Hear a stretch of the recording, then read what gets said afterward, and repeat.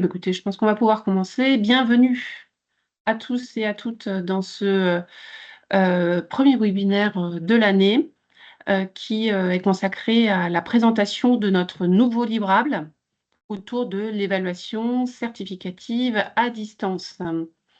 Donc, nous sommes ravis de vous voir aussi nombreux pour vous présenter ce travail. Donc, nous avons invité non pas tous les membres du groupe de travail, car ils étaient très, très nombreux, mais les pilotes du groupe de travail, Marie-Hélène Coët et Olivia Da Silva, et puis un certain nombre de contributeurs que vous voyez ici. Donc, ça vous montre également aussi la richesse en fait de nos échanges, hein, puisque à chaque groupe de travail, effectivement, nous essayons de réunir un maximum d'organismes de formation ou d'acteurs pour pouvoir croiser nos pratiques.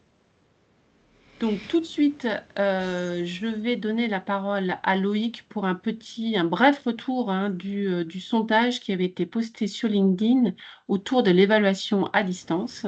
Et puis ensuite, on donnera la parole à Jean-Christophe Chamaillot, président d'ENOA, qui nous présentera un petit peu les raisons de ce travail sur l'évaluation certificative. Loïc. Bonjour à toutes et tous. Merci de vous inscrire à ce nouveau webinaire du ENOA. Donc effectivement, on fait à chaque fois un petit sondage en amont pour voir un peu la température, voir ce qui vous intéresse ou votre niveau de maturité par rapport au sujet présenté. Ça permet effectivement d'orienter un peu la présentation. Donc comme le nombre de questions et de réponses, on va dire, est toujours un peu limité malgré tout en longueur, on a effectivement abordé une question un peu ouverte avec les quatre principaux chapitres du livre blanc dont on va parler ce matin. Et donc on voit très clairement que effectivement c'est l'utilisation de la distance, enfin de l'évaluation certificative en fait qui vous intéresse le plus en termes de pratique, même si effectivement il y a des réponses sur les autres motivations à faire des évaluations à distance. Donc voilà, donc j'invite du coup les différentes personnes qui ont présenté à illustrer aussi beaucoup plus ce point-là en fait. Merci Loïc. Donc, on va rentrer dans le vif de notre sujet. Jean-Christophe. Alors, je commence par remercier évidemment tous les présents.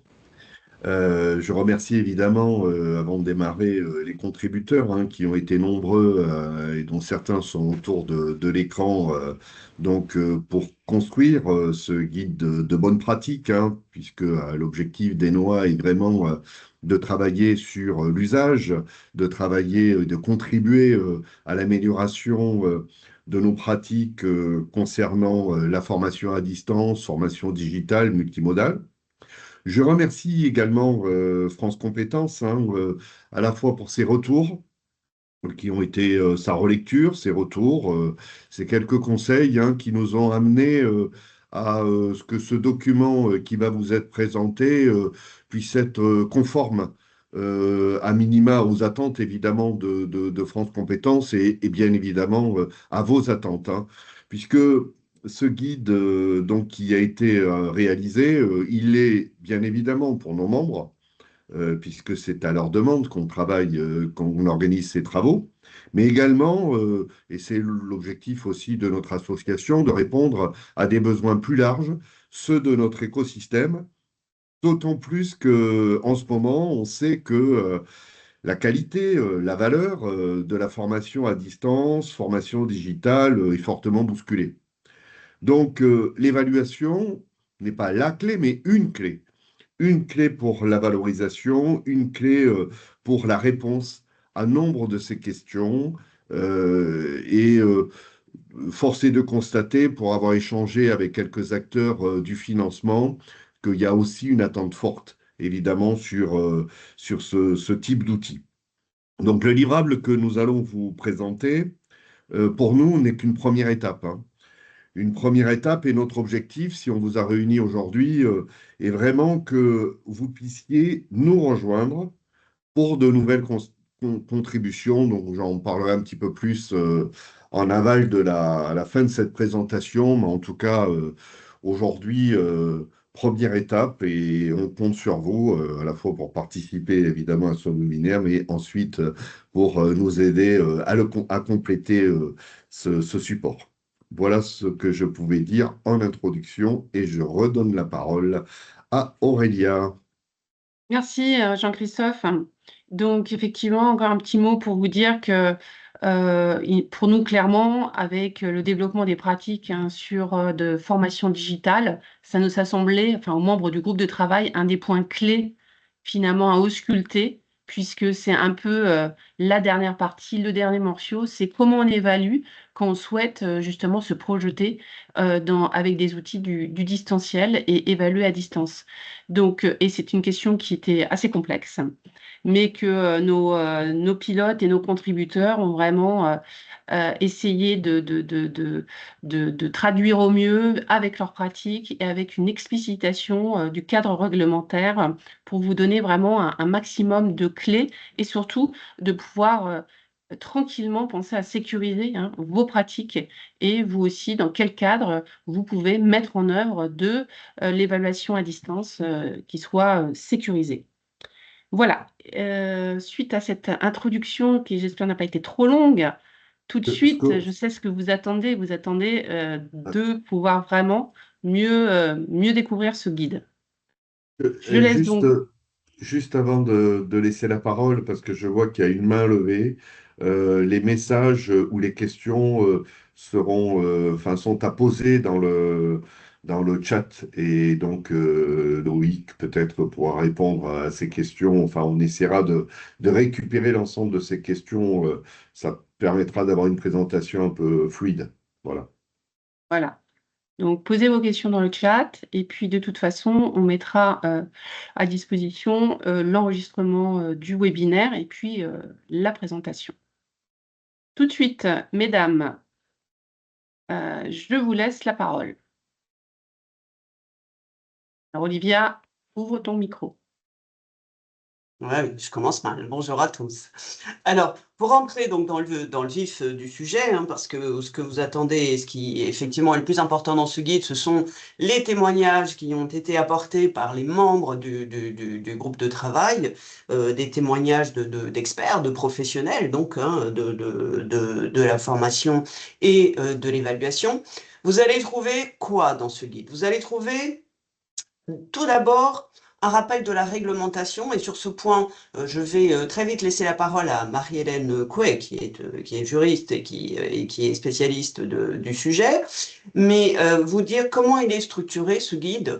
Il est structuré autour de 5 grandes parties, qui en fait, chacune d'entre elles traite 5 thématiques choisies par le groupe de travail, qui sont 5 thématiques qui finalement couvrent l'ensemble du processus, en fait, qui couvre le parcours que traverse un candidat et qui pointe les principaux moments dans lesquels sont attendues des évaluations. Donc, vous avez 5 thématiques principales: l'évaluation formative, c'est-à-dire les modalités d'évaluation pour évaluer les acquis de la formation dans le processus d'apprentissage; l'évaluation certificative, qui est, d'après le sondage que vous présentez, Loïc, le point crucial où on va attester finalement de la capacité des candidats à mettre en œuvre des compétences liées à un référentiel de certification.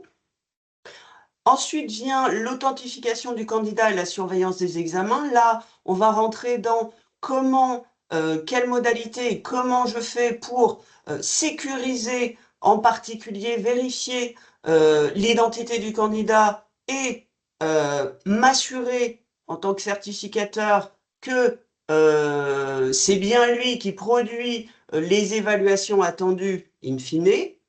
Quels sont les outils que je peux utiliser et comment je m'assure qu'ils répondent aux réglementations existantes, avec un focus particulier sur le RGPD.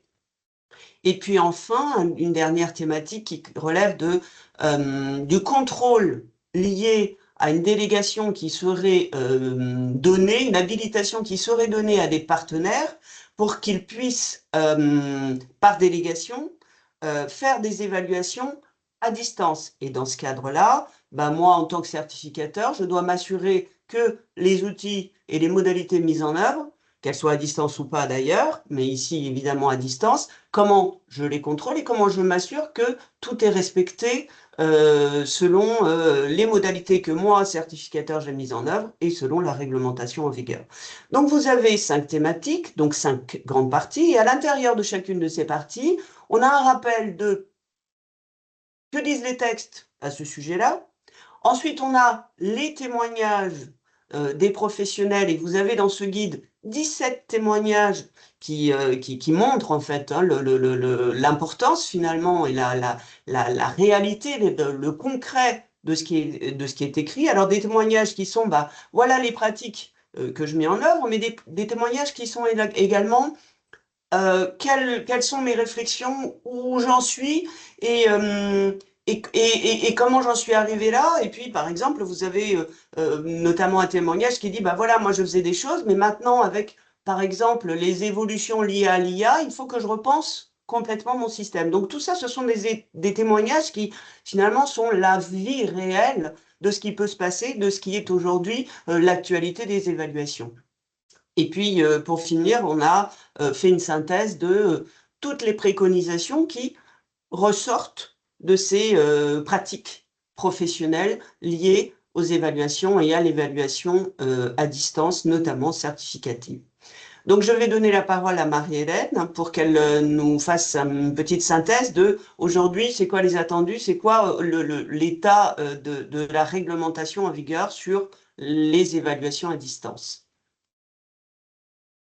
Merci Marie-Hélène. Olivia. Bonjour à toutes et tous. Effectivement, comme le disait Olivia, ça pose aujourd'hui un certain nombre de questions, le fait de mettre en place des évaluations à distance, notamment vis-à-vis de la conformité à la réglementation. Et quand on parle de conformité à la réglementation, on vise à la fois les exigences des différents certificateurs, hein, puisque les titulaires de certification professionnelle peuvent encadrer effectivement les modalités de délivrance de la certification et les modalités d'évaluation des compétences pour l'obtention de la certification.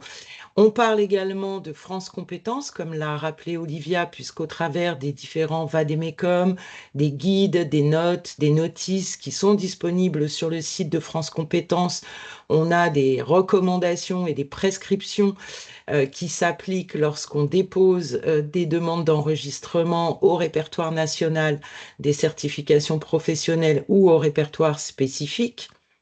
Donc, l'objectif aussi de ce guide, c'était de mettre en regard ces témoignages par rapport aussi à ce que dit France Compétences, à ce que disent éventuellement les certificateurs sur les modalités d'évaluation.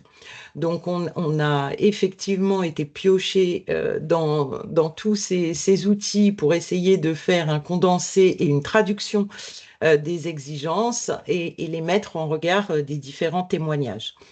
Sur la réglementation, donc on a effectivement des modalités d'évaluation qui peuvent être très très différentes à la fois selon la nature des formations, les domaines et les modalités de la formation. Hein, Aurélia le disait tout à l'heure, pourquoi l'évaluation à distance s'est développée également, c'est parce que la formation à distance se développe de manière importante. Donc, on peut avoir des évaluations qui vont se traduire par des épreuves écrites, des études de cas, des tests de connaissances, des mises en situation professionnelle. Donc, on a essayé de voir quelles pouvaient être les évaluations, et on va le voir à travers les témoignages, comment est-ce qu'on peut rendre en distanciel ces différents types d'évaluation en ayant en tête que France Compétences veut toujours, bien sûr, que les modalités d'évaluation s'approchent le plus possible de la réalité des situations de travail. Donc, on a certaines modalités qui seront pas forcément appropriées à transposer en distanciel, mais on va voir que dans un certain nombre de cas, on a des possibilités aujourd'hui, et notamment, comme le disait Olivia, au travers de certains outils, pour transposer justement pas mal de modalités d'évaluation en modalité distancielle. Comme on l'a rappelé aussi, on a une partie sur l'évaluation formative parce qu'on a trouvé intéressant aussi d'avoir des témoignages sur ces modalités d'évaluation formative à distance et pas seulement sur l'évaluation certificative parce qu'on considère que les deux sont complémentaires et qu'on peut aussi mettre en place des choses au niveau des évaluations formatives. Et donc, je vais ouvrir la phase des témoignages en donnant la parole à Maxime qui va nous parler justement de l'évaluation formative à distance. Bonjour à tous, donc je suis Maxime Bourron, responsable du pôle production digital learning chez l'Atelier des Chefs. L'Atelier des Chefs, tout d'abord, c'est un organisme de formation 100% digital qui forme du CAP jusqu'au BTS autour des métiers de la main et de l'humain, donc autrement dit de l'artisanat et du service à la personne, avec un gros accent mis sur la mise en pratique à l'intérieur de nos formations. Quand bien même on a un organisme 100% digital, on mise énormément sur la mise en pratique, forcément parce qu'on parle de métier où le geste est très important. On a accompagné plus de 20 000 apprenants, plus de 4 000 diplômés pour un taux de réussite au CAP en 2024 à plus de 97% et un taux de satisfaction client à 4,6 sur 5. Notre équipe pédagogique, elle est constituée de trois principaux pôles. Le pôle production, mon service, dont le rôle est de créer, produire tous les contenus qui sont déposés sur la plateforme de formation digitale, sur la LMS, avec l'intégralité des compétences qui sont internalisées chez nous. Un pôle d'experts formateurs métiers. Leur rôle va être d'accompagner les apprenants dans leur formation, répondre à leurs questions, organiser des lives, des masterclass, animer la communauté, faire des rendez-vous en one-to-one avec les apprenants qui le sollicitent, etc.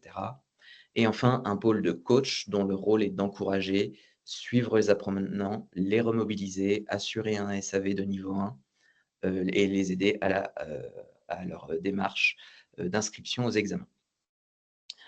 Les évaluations formatives chez nous prennent 3 formes différentes. La première, ça va être les quiz dans le LMS. Donc ça, de manière classique, on configure des questions dans notre LMS. L'apprenant vient y répondre et il reçoit immédiatement le taux de réussite à son quiz avec un feedback pour chaque question. Là, on est vraiment sur le niveau 1 et le niveau 2 de la taxonomie de Bloom, vraiment sur l'évaluation du je connais et je comprends. On ne va pas plus loin. Ces quiz, ils sont utilisés dans des quiz de positionnement en entrée et en sortie de parcours de formation. Ils peuvent être aussi utilisés à la fin des modules de formation pour participer à l'ancrage mémoriel, ou alors ça peut être aussi des exercices pour évaluer un savoir de A à Z. Ensuite, on a des exercices en autocorrection. Donc là, l'apprenant va venir réaliser son exercice en autonomie chez lui. Il est forcément guidé par une consigne d'exercice et il vient compléter à la fin de son exercice sa fiche d'autocorrection et il est invité à partager ses réalisations dans la communauté. Et on le sait, le partage entre pairs et entre apprenants dans la pédagogie de l'adulte, c'est quelque chose d'essentiel. Donc ces exercices, comme leur nom l'indique, ce sont des exercices en auto-évaluation qui servent d'entraînement pour mettre en pratique les savoirs et les savoir-faire acquis pendant la formation. Et puis ensuite, enfin, on a une troisième typologie d'évaluation formative que sont les exercices corrigés par un de nos experts métiers. Donc là, l'apprenant vient, comme précédemment, réaliser son exercice en autonomie chez lui, sauf qu'il va venir prendre des photos, des vidéos à chaque étape. Ces étapes sont bien évidemment précisées dans les consignes de l'exercice. Et il va envoyer ces éléments via notre plateforme interne dédiée, où il recevra sous quelques jours la correction personnalisée de l'expert formateur en vidéo qui viendra commenter chaque étape de réalisation de son exercice en lui donnant forcément les points positifs et les axes d'amélioration que l'expert aura identifiés. Donc ce modèle, il fonctionne aujourd'hui très bien pour plusieurs raisons.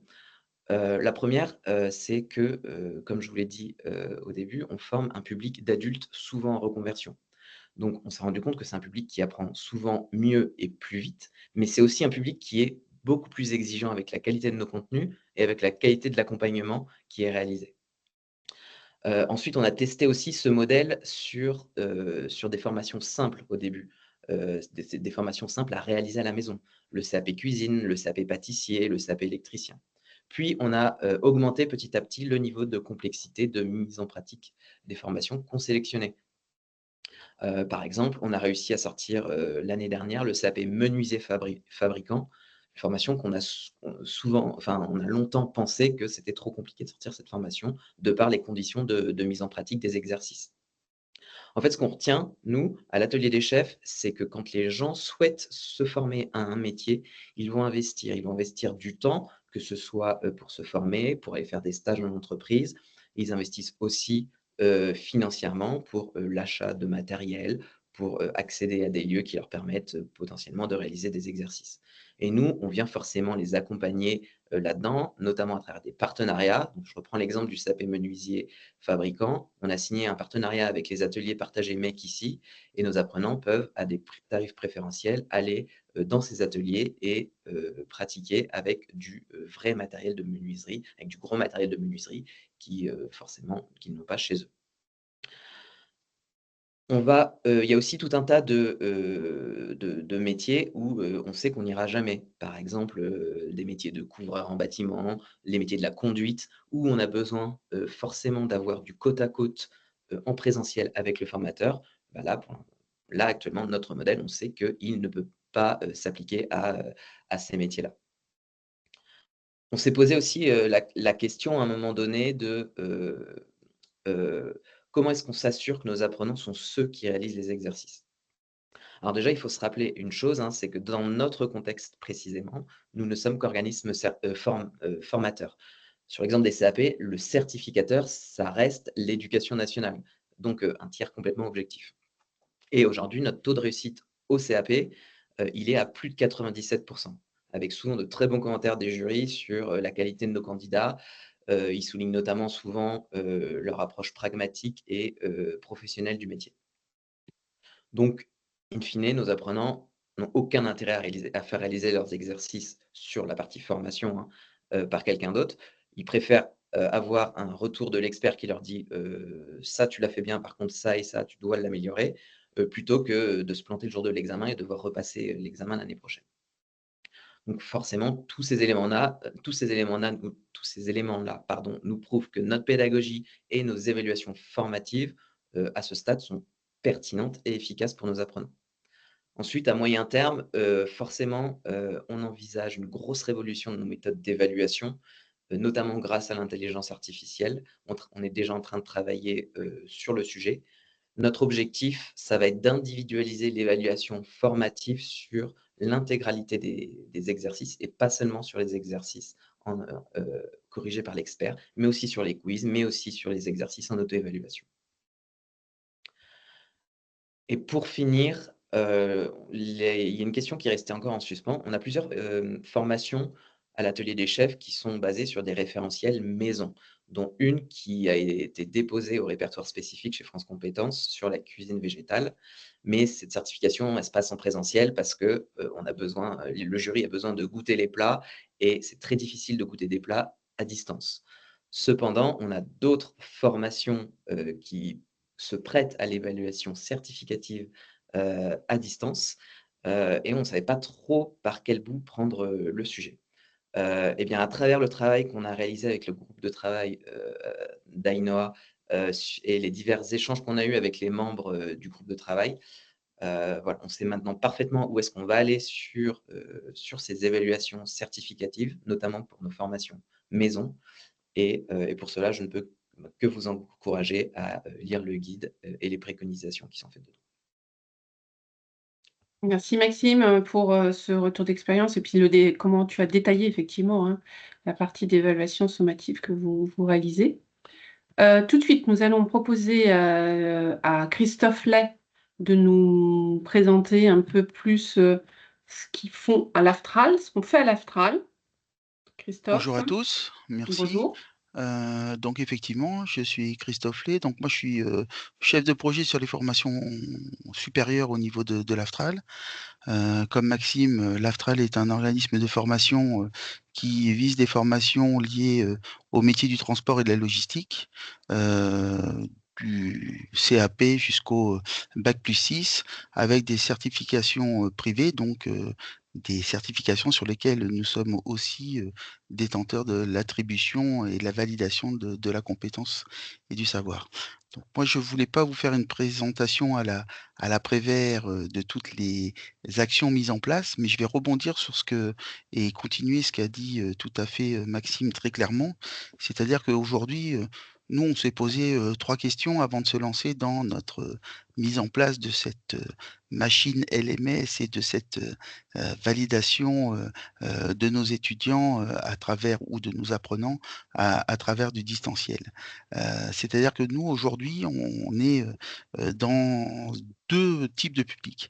On va avoir un public qui va être un public lié à de la conduite et comme l'a très justement dit Maxime, je pense que évaluer de la conduite en distanciel, c'est un petit peu difficile, donc il faut garder effectivement cette notion de présence. Et donc ça revient sur la notion importante pour nous qui était de définir qu'est-ce qu'un savoir qui peut facilement se faire évaluer par, comme il a été présenté tout à l'heure, un système de quiz, un système d'exercice autocorrigé ou un système d'exercice avec une correction, cette fois-ci, d'un expert métier, puisqu'on a absolument la même structuration que Maxime en termes de gens qui encadrent les formations, où on a nos experts métiers qui ont généralement pratiqué l'activité avant de devenir sur la partie conseil et la partie formateur. Et la deuxième activité, ben, c'est l'activité et l'évaluation, puisqu'on est certificateur de la compétence professionnelle. Où là, on va effectivement associer, hein, et je vais reprendre le terme qu'a utilisé tout à l'heure Maxime, la pratique. C'est être capable de mettre en œuvre tout cela. Où là, pour l'instant, nous, groupe Aftral, on n'est pas encore rentré dans cette démarche, et c'est pour ça que c'était intéressant pour nous de participer à cette rédaction du fascicule pour pouvoir justement rentrer dans cette validation du savoir-faire et de la pratique en distanciel et de l'établissement de cette certification en distanciel. Donc aujourd'hui, nous, le processus, il est plutôt sur effectivement tout ce qui va être évaluation formative pour être certain qu'on a bien réussi à faire passer le message et le contenu des savoirs qu'on devait faire. Par contre, sur l'évaluation certificative, on est encore en phase de recherche par rapport au niveau. Et puis, l'autre élément et l'ingrédient qui nous limite dans cette démarche, c'est le public concerné. Puisque aujourd'hui, par rapport à nos publics, on va avoir des publics qui sont effectivement des professionnels et qui n'ont pas le choix. C'est réglementaire, c'est écrit dans la loi, ils doivent revenir, se faire recycler de façon régulière et autres. Donc cela, la capacité d'investissement par rapport au contenu et au suivi va être un petit peu différent. Et très justement, Maxime l'a illustré avec ses taux de réussite au CAP. Par contre, on sait très bien que un jeune qui est en parcours, et donc là, on a plutôt sur des formations, nous dites écoles, entre guillemets, où là, on va former des jeunes qui, soit on dit, bah non, je viens chercher un métier plutôt que beaucoup de savoir, et donc la motivation va là aussi se confronter au phénomène du distanciel, car même si chacun veut une adaptation et un déroulé qui lui convient et qui réponde à ses priorités, on s'aperçoit que malgré tout, échanger dans cet esprit communautaire et se retrouver régulièrement dans une petite salle, qu'elle soit virtuelle ou qu'elle soit physique, pour pouvoir comparer, analyser, reste quand même quelque chose d'important, surtout pour conduite vers un examen final sur de la compétence professionnelle. Donc Aujourd'hui, le groupe Astral, effectivement, est confronté, comme tout le monde, à l'arrivée de l'intelligence artificielle et de la remise en cause de justement certains de ces critères d'évaluation où la question posée pour l'évaluation peut être réponse amenée sans difficulté par l'intelligence artificielle qui peut remettre en cause le fait que l'apprenant ou l'étudiant a bien compris et bien appris ce qu'il devait savoir. Donc on est là aussi, comme l'a très justement dit Maxime, dans une phase prospective de développement pour pouvoir réadapter nos outils déjà d'évaluation formative avant de passer sur l'outil certification. Alors, nous, on est effectivement généralement pour nos certifications post-bac plutôt au répertoire national de la compétence professionnelle. Et donc, effectivement, l'importance pour nous de tenir compte de ces évolutions pour pouvoir, là aussi, proposer quelque chose qui correspond aux critères exigés et souhaités par France Compétences. Voilà ce que je pouvais dire rapidement sur mon témoignage. Merci Christophe. Effectivement, ce sera vraiment des sujets aussi voilà, dont on essaie aussi de travailler à NOA autour quel va être l'impact, quel est déjà l'impact de l'IA. Et on a déjà un groupe de travail qui réfléchit à l'impact spécifique de l'IA sur l'évaluation, justement. On sera amené au cours de l'année à vous en donner un peu des retours plus précis. Témoignage suivant, c'est Lorraine Rezal pour Igencia. Donc Lorraine, IGS, Igencia. Voilà, anciennement groupe IGS est devenu groupe Igencia au mois de septembre. Donc bonjour à tous, ravi de participer à ce webinaire. Donc moi, le témoignage que je peux apporter, c'est sur une petite activité du groupe, puisque Igencia, c'est un groupe d'enseignement supérieur privé. On forme chaque année 12 000 apprenants. Et il y a maintenant à peu près 5 ans, on a entrepris un chantier de digitalisation de nos titres d'une partie de nos titres RNCP pour proposer en formation continue une offre qui s'appelle le Digital Learning accompagné sur des titres de niveau 5, 6 et 7.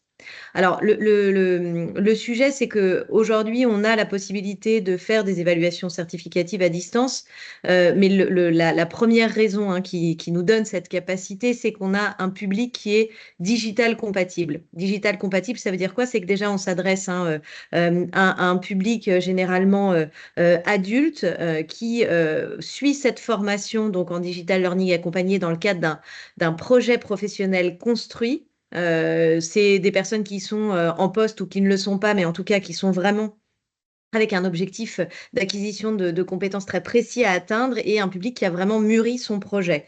Donc, on a déjà ce sujet de la motivation et on a beaucoup de personnes qui sont aussi, et ça rejoint ce que disait Maxime tout à l'heure de l'atelier des chefs, des apprenants en reconversion professionnelle. Donc, on a un niveau d'engagement qui est assez fort. Bon, on a aujourd'hui, donc, comme tout le monde, quand même, des taux de rupture qui sont entre 17 et 20%. Mais par contre, sur ceux qui vont au bout, on a des taux de réussite qui sont entre 97 et 100%. Comment ça se passe? Aujourd'hui, sur les évaluations certificatives, on propose des évaluations pour chaque bloc de compétences. Le planning des évaluations est communiqué à l'ensemble des apprenants en début de parcours pour qu'ils puissent s'organiser et ils savent donc sur un calendrier bien précis quand est-ce que ça va avoir lieu. Chacune de ces épreuves, même collectives, puisqu'on a des épreuves individuelles et des épreuves en groupe, chaque épreuve est doublée d'un jury individuel. Et c'est cet élément qui est très important, c'est ce jury individuel systématique qui permet systématiquement de projeter l'apprenant dans l'utilisation de cette compétence, dans la projection de la mise en œuvre dans son contexte professionnel. Et donc, on insiste vraiment sur cette phase réflexive pour que on puisse donner du sens et toujours plus de consistance à l'exercice qui a été demandé précédemment. Et ce jury, il est composé d'experts métiers. Ce sont 2 personnes qui sont évidemment extérieures au parcours et qui vont venir apposer un regard neutre, puisque dans la phase d'apprentissage et dans la phase d'évaluation formative, nos apprenants sont suivis par des coachs qui les accompagnent dans le cadre de ce parcours en digital learning. Sur la typologie des épreuves qu'on peut leur donner dans le cadre de ces évaluations certificatives, on a des études de cas qui sont individuelles ou collectives, qui peuvent être transmises en début de bloc et qui sont évidemment toujours doublées de ce jury individuel. On a aussi des serious games. Ces serious games, on les a développés en interne. On sait que ce sont des outils qui sont très appréciés. Alors, on demande à chaque fois qu'ils soient faits en une seule fois. De la même façon, ces serious games sont doublés du jury individuel. Et puis, on a les études de cas en temps limité. Donc, celles-ci, elles sont plutôt individuelles. Elles sont transmises en fin de bloc l'apprenant découvre le sujet le jour de l'évaluation on lui demande dans un timing donné de nous remettre le livrable. Et là aussi, on a un jury individuel pour doubler tout ça. Ce qu'il faut savoir, c'est que ne peuvent se présenter aux évaluations certificatives que les apprenants qui ont obtenu des scores minimum de 75% au test de progression dans le cadre de leur parcours, que ce soit sur des cas de synthèse ou des quiz. Alors, de la même façon que sur les témoignages précédents, on est aussi en remise en question sur certaines épreuves par rapport aux émergences des technologies IA qui remettent en cause effectivement, notamment dans les études de cas en temps limité, l'exigence qu'on peut avoir autour des livrables. Le jury individuel permet de travailler sur cette projection en contexte professionnel. En tout cas, ça permet de sécuriser en partie, mais pas suffisamment, l'acquisition de cette compétence. Et il y a forcément des choses qui vont être amenées à évoluer dans les prochaines années, en tout cas dans les prochains mois. Merci Lorraine. Oui, donc c'est notre prochain gros sujet, je pense. Valériane, mon voisin. Alors. Bonjour, donc Valériane. Oui, pardon, tu voulais faire une introduction peut-être? Non, mais vas-y, donc écoute. Donc, je représente ProCertif. On est éditeur d'un outil qu'on appelle Micro Credential System, donc qui équipe les certificateurs ou en tout cas tous ceux qui reconnaissent des compétences par un processus de validation et d'évaluation. Qui va du plus simple, de l'open badge, jusqu'au peut-être le plus contraignant en termes de réglementation et de suivi, les diplômes et les titres RNCP. Donc, dans les groupes de travaux, évidemment, il y a eu plusieurs outils qui ont été nommés, qu'on retrouve dans le guide. Et puis, on l'a vu, effectivement, les outils qui sont aujourd'hui le plus communément utilisés, bien sûr, c'est LMS. Même si, d'un point de vue réglementaire, il n'y a rien qui est absolument imposé en termes d'outils. On peut aussi, avec la suite Google Forms, Google ou Teams, etc., digitaliser beaucoup de choses en termes d'évaluation. En revanche, se pose, puisque l'objectif était de faire un focus aussi sur l'évaluation certificative, sur la possibilité de garder l'ensemble de ces preuves dans le cadre finalement d'une suite un petit peu réglementaire. Et comme Lorraine l'a exposé, il y a différentes façons de digitaliser ces évaluations. Et lorsqu'on est certificateur, à moins qu'on soit certificateur et formateur et que l'on forme et qu'on évalue uniquement sur son scope, ce qui est rarement le cas quand on a un titre France Compétences, soit on va être une organisation assez large qui forme et qui évalue, soit on va travailler avec des partenaires. Donc, l'évaluation des compétences qui va être faite par des évaluateurs internes et a fortiori externes, elle va demander à digitaliser ces grilles et de les mettre à disposition de nos évaluateurs. Donc ça, c'est quelque chose qui est important dans le choix d'un outil. C'est bien sûr de savoir quel est l'usage qu'on va faire de son titre, comment il va être utilisé, et ensuite d'aller choisir, eh bien, est-ce que la suite Google ou Microsoft finalement suffit à m'équiper, ou est-ce que j'ai besoin d'avoir quelque chose qui va de bout en bout suivre le dispositif. Donc, voilà, premier élément sur les grilles de jury, et c'est ce que disait tout à fait voilà, Lorraine, avec comment est-ce qu'on les met à disposition de nos évaluateurs pour qu'eux-mêmes, lorsque c'est une étude de cas ou qui a été faite par exemple sur table, eh bien, aient accès au livrable en s'assurant que c'est bien le livrable de mon candidat A que je suis en train d'évaluer dans une grille qui correspond bien à mon candidat A. Voilà, donc ça, c'est des éléments qui sont importants à prendre en compte dans le choix des outils. Autre élément, eh bien, c'est évidemment lorsqu'on fait une évaluation de mise en pratique, eh bien là, la grille de jury aussi, s'assurer qu'elle va vivre, puisque si j'ai plusieurs évaluateurs, que c'est toujours la même, qu'elle a des évolutions nécessairement, il y a différentes versions de cette grille qui vont vivre tout au long de la vie de mon titre, de mon parcours certifiant et de mes évaluations certificatives, et donc de pouvoir les mettre à jour en direct pour tout le monde au bon moment avant que mes évaluations aient lieu et qu'elles soient bien adaptées, par exemple, à l'étude de cas ou la mise en situation qui va être proposée à ce moment-là. Et puis l'autre cas, évidemment, qui était celle de l'examen sur table, mais qui peut être évidemment aussi proposé à distance. Et donc la possibilité de finalement dématérialiser une étude de cas pour un candidat qui va directement rédiger dans une solution. Ce qui va permettre aussi d'intégrer, côté outils, on en a parlé, de l'IA, hein, notamment pour une aide à la correction, par exemple. Eh bien, à ce moment-là, on va pouvoir utiliser l'intelligence artificielle pour faire des propositions de correction, de commentaires, voire de notes avec l'IA. Évidemment, l'idée, c'est que ça reste de la suggestion pour un évaluateur, pour un expert qui va pouvoir valider ce que l'IA lui propose pour la copie d'un candidat. Et puis, ça nous mène sur la deuxième partie de la slide, c'est-à-dire que si on dématérialise cette étude de cas et pourquoi pas aussi un quiz, hein, voilà, dans une évaluation formative, mais qu'on veuille vérifier à ce moment-là à distance, dans un premier temps, eh bien, de l'identité de notre candidat. Donc, il y a des outils qu'on appelle les outils de proctoring ou de e-surveillance qui vont permettre de vérifier, voilà, le candidat va présenter sa pièce d'identité et s'enregistrer avec sa webcam. On va pouvoir aussi vérifier que l'environnement autour de lui, qu'il est bien tout seul dans la salle, qu'il n'a pas de double écran. Voilà, parce qu'à ce moment-là, il ne pourra pas lancer, par exemple, un examen s'il y a un double écran qui est connecté, qui n'a pas d'écouteurs, etc., etc.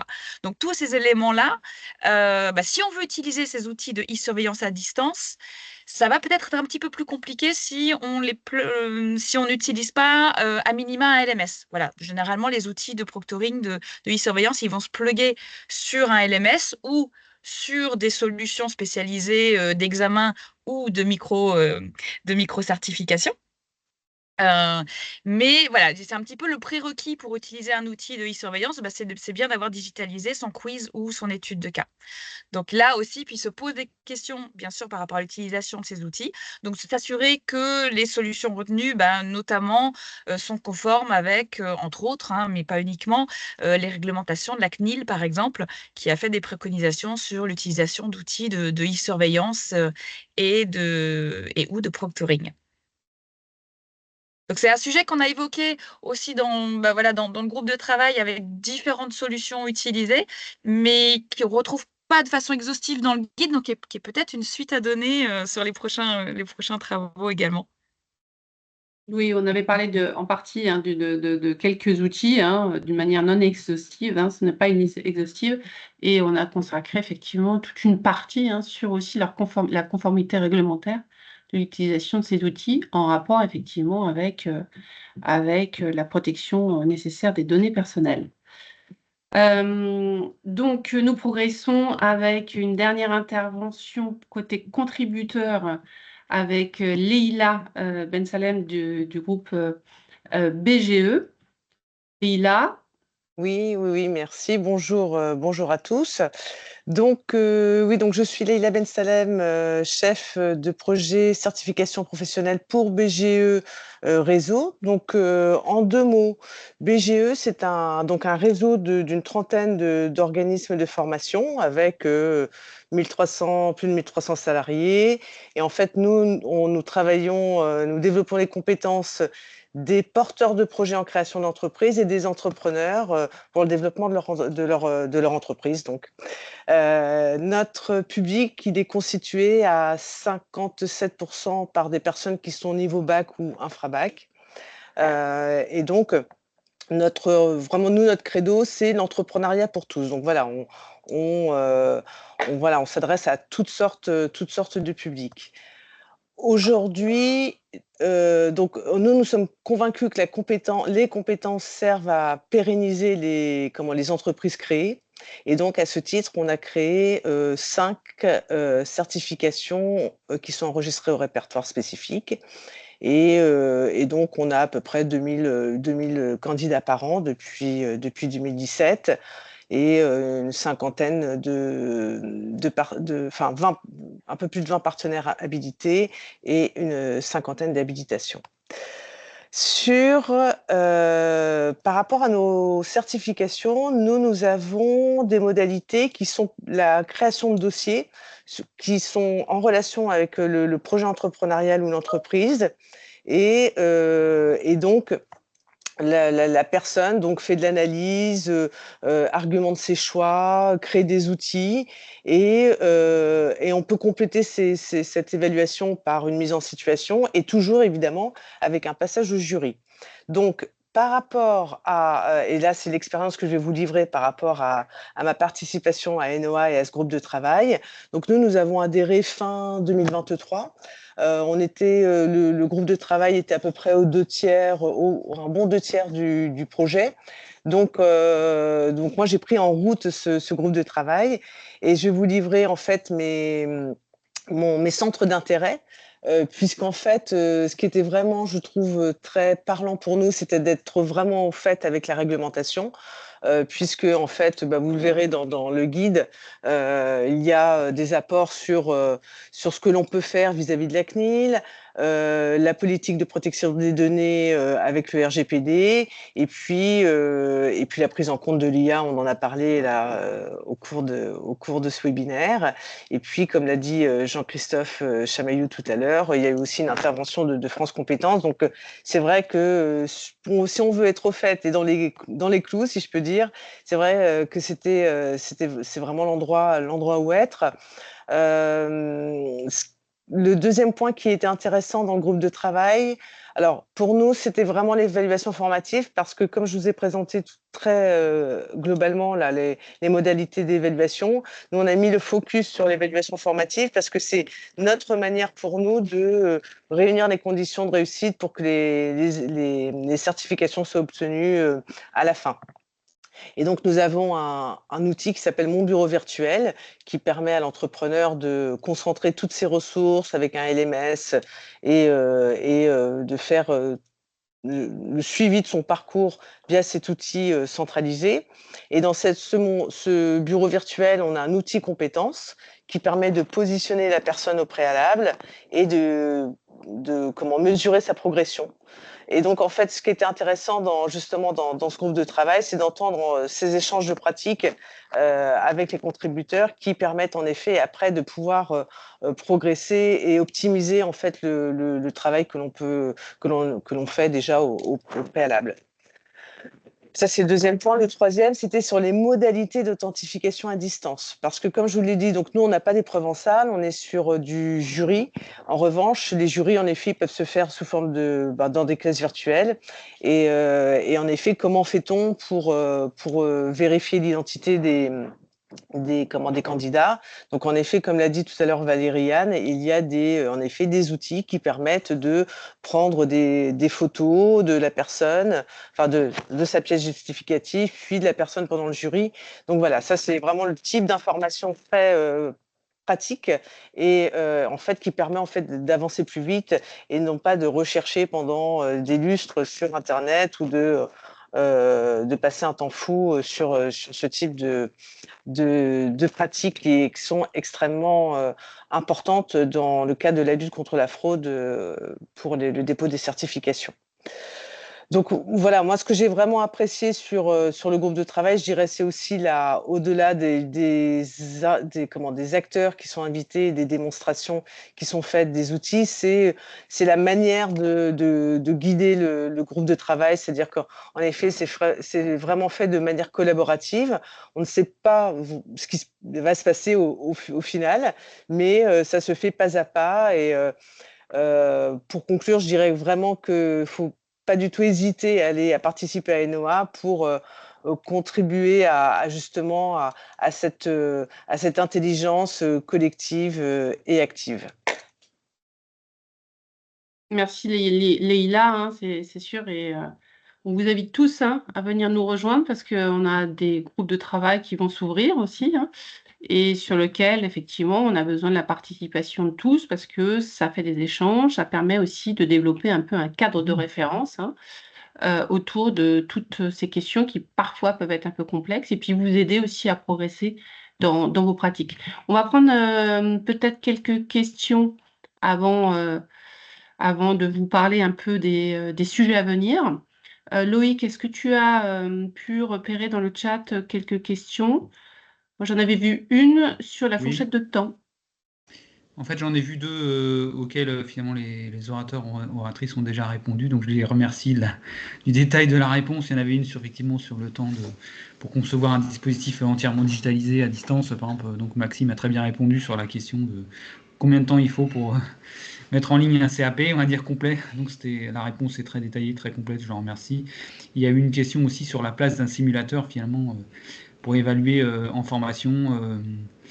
Et effectivement, Christophe a répondu oui, d'accord, sur les premières étapes, mais pas sur l'assertif à l'examen final. On imagine qu'effectivement, c'est plutôt la présence d'un père ou d'un expert. Donc voilà. Par contre, en vous écoutant tous les uns les autres, voilà, je me posais une question là, parce qu'effectivement, vous avez tous parlé d'IA. Tout le monde a ce mot-là à la bouche. Mais effectivement, Maxime a évoqué notamment la pyramide de Bloom, en fait, avec ces quiz qui permettent d'évaluer on va dire les deux premiers niveaux de la taxonomie de Bloom, là, en fait, je voulais dire les connaissances acquises. Est-ce que du coup, vous allez tous pouvoir nous donner votre point de vue, finalement, quelle serait, selon vous, la place qui restera à l'humain, on va dire, quand on aura cherché à mettre de l'IA partout? Est-ce que, par exemple, pour évaluer une compétence et la mise en œuvre d'une compétence réelle, on aura toujours bien besoin d'un humain, et je l'espère. Quel est votre point de vue, en fait? Est-ce que quelqu'un veut répondre? Je veux bien, Maxime je est veux prêt. bien, je veux bien répondre, enfin commencer à initier une réponse.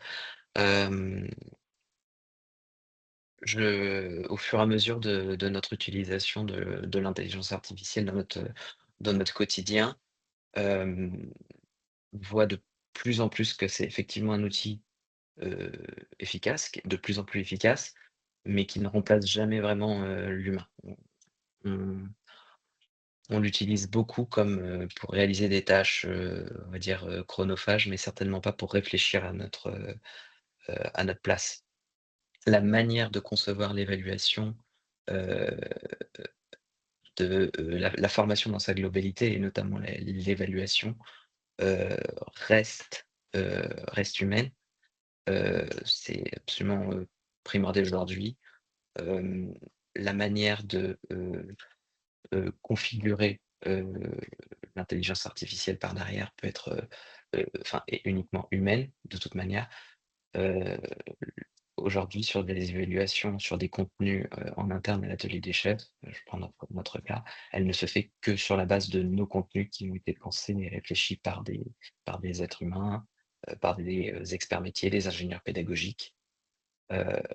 L'IA vient aujourd'hui apporter pour nous un plus. Et là, quand je parlais des évaluations via l'IA, en fait, on rajoute une couche supplémentaire de personnalisation de l'évaluation, d'individualisation de l'évaluation, mais c'est une couche supplémentaire qui nous permet d'aller plus loin dans l'accompagnement des apprenants. c'est pas quelque chose qui aujourd'hui et même demain remplacera le travail de nos équipes d'ingénieurs pédagogiques, d'experts métiers, etc. Merci pour ce propos rassurant, Maxime. Ouais. Ouais, je pense que l'IA aussi, on le verra aussi à d'autres niveaux, hein, sur l'assistance notamment pédagogique, hein, qui peut aussi être mise en question et voilà comment on la repense aussi, hein, avec ces outils-là. Est-ce que quelqu'un souhaite ajouter quelque chose sur ce sujet? Sinon, on redonnera la parole à Jean-Christophe pour une conclusion. Particulièrement, Jean-Christophe, c'est à toi alors. Alors, petite conclusion. Donc après ce beau travail de présentation de nos travaux, hein, merci à tous d'avoir été quand même nombreux à participer jusqu'au bout, hein, sachant que, comme vous le savez, vous aurez la possibilité de télécharger évidemment le document et puis revoir cette présentation. Je rappelle que l'objectif d'ENOA est bien de répondre aux enjeux majeurs des acteurs de la formation, hein. Les acteurs s'entendent évidemment organismes de formation, les écoles, hein, tels que vous pouvez être, mais c'est également les acteurs du financement. Si je dis ça, c'est parce que on va évidemment s'appuyer sur ce guide-là également pour en travailler l'usage auprès des acteurs du financement. Comme vous le savez, on l'a déjà travaillé avec France Compétences, mais comme vous le savez aussi, ces problématiques d'évaluation ne sont pas encore traitées via les vadémécum, ne sont pas encore traitées par des grilles que peuvent proposer les financeurs. Donc, à nous d'être force de proposition et c'est les travaux que nous avons commencé à enclencher. Donc, ça, c'est un premier point. Deuxième point, on va travailler également dans nos travaux futurs sur les outils. Et là, nous avons parlé des usages. Les échanges qu'on avait eus d'ailleurs avec France Compétences avaient mis en avant ce souhait. D'ailleurs, pas que France Compétences, hein, puisqu'on a eu des échanges également avec la DGFP ou avec d'autres financeurs qui nous ont demandé d'aller un petit peu plus loin dans les outils. Donc là, ça va faire partie des travaux. Et puis, les questions qui ont été posées précédemment concernant l'IA, évidemment, c'est un sujet sur lequel nous travaillons actuellement. Il y a un groupe de travail et sur lesquels on cherche évidemment le plus de contributeurs possible. Donc, l'objectif d'ENOA est bien à la fois, comme on l'a fait aujourd'hui, de partager des pratiques, et ça c'est important, mais également de co-construire des propositions, des solutions que nous allons pouvoir porter auprès de l'ensemble des acteurs de la formation et de l'innovation en formation. Voilà ce que je voulais dire et je vous remercie bien sûr et de vos participations et puis d'adhérer évidemment à ENOA pour profiter de supports supplémentaires et puis de contribuer à nos travaux. Et bien voilà, écoutez, nous arrivons à terme de ce webinaire. Merci beaucoup à tous. Téléchargez ce guide hein, qui est en libre accès sur notre site. Si vous avez des questions, vous n'hésitez pas à nous les envoyer, nous les adresser. Et puis, on espère vous continuer à vous voir très nombreux, suivre nos prochains webinaires, nos travaux, y participer. Et puis aussi, nous organisons d'ici la fin de l'année un événement national en présentiel et on vous tiendra effectivement aussi informé des modalités de participation à cet événement. Chers contributeurs, chères contributrices, il est l'heure de nous quitter. Merci beaucoup. Merci à tous. Merci beaucoup. Merci à Bonne tous. journée. Merci. Bonne Au journée. revoir.